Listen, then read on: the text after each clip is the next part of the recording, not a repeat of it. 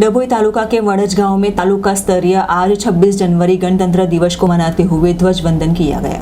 26 जनवरी 75वें गणतंत्र दिवस को मनाते हुए डभोई तालुका के वड़ज गांव में तालुका स्तरीय आज ध्वज वंदन कार्यक्रम का आयोजन किया था।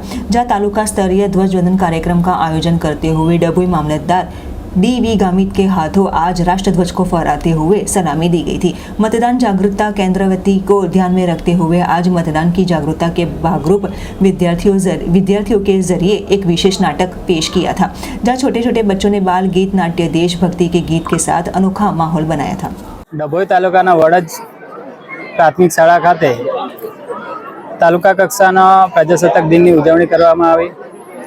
ए अंतर्गत वड़ज ग्रामना तमाम नागरिको, शाळाना बाळको, विद्यार्थीओ अने सौ डभोईना ग्रामजनोने प्रजासत्ताक दिननी खूब खूब शुभेच्छाओ। आ साथे प्रजासत्ताक दिन निमित्ते नागरिको पोताना फरजोनुं पण वहन करे एवी आप सौने विनंती छे।